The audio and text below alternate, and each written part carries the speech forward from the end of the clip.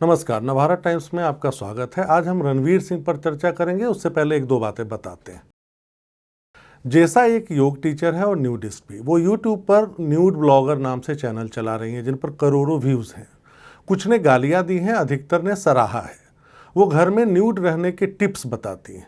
जैसा का मानना है कि न्यूड यानी पूर्ण रूप से नग्न रहने पर उन्हें अपने बॉडी पर संपूर्ण नियंत्रण का आभास होता है, और यही सबसे मजबूत तर्क है जो दुनिया भर के न्यूडिस्ट आपके सामने रखते आए हैं।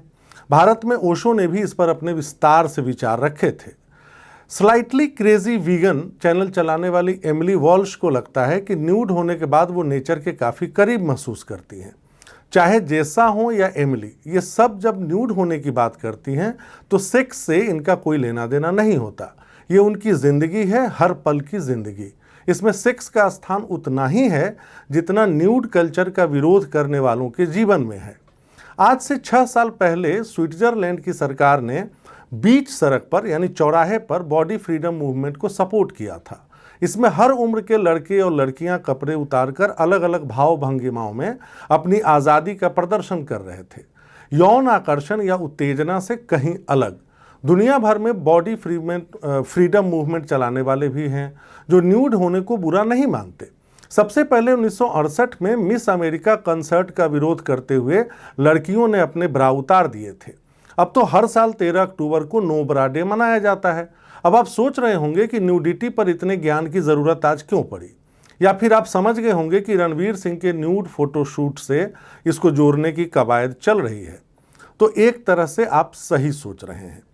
न्यूडिटी के दोहरे मानदंड ने भारत में हंगामा मचा दिया है और ये हास्यास्पद है। इस पर हंसी आती है क्योंकि आमतौर पर न्यूडिटी की चर्चा लड़कियों को लेकर होती आई है, चाहे वो मॉडल हो, एक्ट्रेस हो या कोई और। हम भारत को पुरातन पंथी बताकर यहाँ चर्चा नहीं कर रहे। जैसा या एमिली जिसकी चर्चा हमने पहले की, उनके केस में भी यही हुआ। दुनिया भर में पुरुषों ने महिलाओं को एक वस्तु की तरह देखा, यौन उत्कुंठा से लबरेज होकर महिलाएं ऑब्जेक्ट बनी रहीं और बाजार पर पुरुषों का नियंत्रण शुरू से था। लिहाजा न्यूड महिलाओं की तस्वीरें, पोस्टर, सीडी, डीवीडी और पेन ड्राइव हाथों हाथ बिके। लोगों ने उसको हाथों हाथ लिया, लेकिन जैसा और एमिली से ऐसी महिलाओं की तुलना नहीं कर सकते। इन्होंने आज़ाद होकर कपड़े उतारे थे, लाखों महिलाओं को मजबूरी में उतारने पड़े। वो बॉडी फ्रीडम के लिए न्यूड नहीं हो रही थी, बल्कि मजबूरी में या चंद पैसों के लिए उनकी बॉडी कैमरों में रिकॉर्ड हो रही थी। तो ये फ़र्क है जैसा एमिली या जर्मनी में चलने वाले न्यूडिस्ट सोसाइटी या कॉलोनी का। भारत में भी फीमेल न्यूडिटी को पहले छिप छिप कर, बाद में शर्माकर और अब एक बड़े एलीट तबके में खुलकर स्वीकार किया गया, तो सिर्फ इसलिए कि पुरुष प्रधान समाज लाइफ एंजॉय कर सके। ये थोड़ा हार्श लग रहा होगा लेकिन सच है। तो क्या लड़कियां अपने बॉडी को लेकर आज़ाद महसूस नहीं कर पाई हैं? जवाब हाँ और ना दोनों में है। इसमें कोई शक नहीं कि आधी आबादी का एक बड़ा हिस्सा अब भी पुरुषों के मुताबिक खुद को ड्रेस करती हैं, और इसमें भी कोई शक नहीं कि आज की लड़कियां खुद अपने हिसाब से ड्रेस होती भी हैं। कितना ढकना है, कितना खुला रखना है, ये खुद तय करती हैं, इस दबाव से मुक्त होकर कि उन्हें देखने वाली लड़कियां या लड़के क्या तय कर रहे होंगे। हाँ, ये सारा खेल मैं आपको बता दूं कि कौन देखने वाला है, इस पर केंद्रित है। मिलिंद सोमन जब न्यूड हुए थे तब शायद महिलाओं की तरफ से तारीफ के उतने बयान नहीं आए जितने रणवीर सिंह के लिए आए हैं। अब आप देख लीजिए, वानी कपूर, परिणीति चोपड़ा से लेकर तमाम एक्ट्रेस रणवीर के फोटोशूट को आर्ट से जोड़ रही हैं और उन्हें शानदार आर्टिस्ट बता दिया है।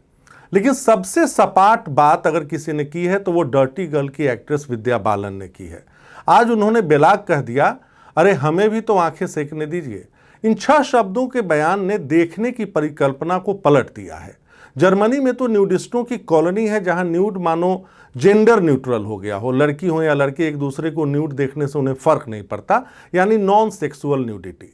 पर भारत में क्या इसकी कल्पना भी की जा सकती है? नहीं। खैर, ये तो बहुत बाद की बात है, स्टेज बाद का है। विद्या बालन की बात तो बस सेक्सुअलिटी पर पुरुषवादी सोच को पटकने पर केंद्रित है। आखिर कब तक देखने का काम सिर्फ पुरुष करेंगे? और जिगोलो की एंट्री के वर्षों बाद महिलाएं अपने मुताबिक मेल न्यूडिटी की समीक्षा का अधिकार क्यों नहीं तय कर सकती? प्राइवेट में तो ये हो ही रहा है। रणवीर सिंह ने बस सार्वजनिक तौर पर एक चर्चा का मौका दिया है जिसे हर कोई लपकना चाहता है। आखिर में मैं अपनी तरफ से 2-3 बातें रखना चाहूँगा।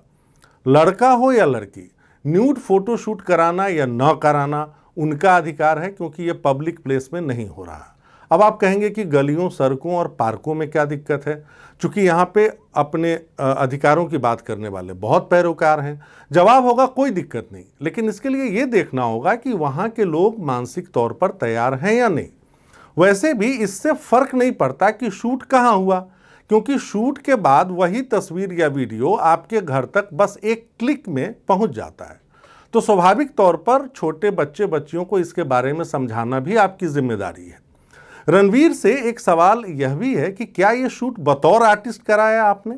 बिल्कुल नहीं, क्योंकि जो खबरें मिल रही हैं उसके मुताबिक उन्हें इस फोटो शूट के जबरदस्त पैसे मिले हैं। इसलिए रणवीर की करनी का बॉडी फ्रीडम जैसे विषयों से कोई लेना देना नहीं है, जिसकी चर्चा हमने पहले की।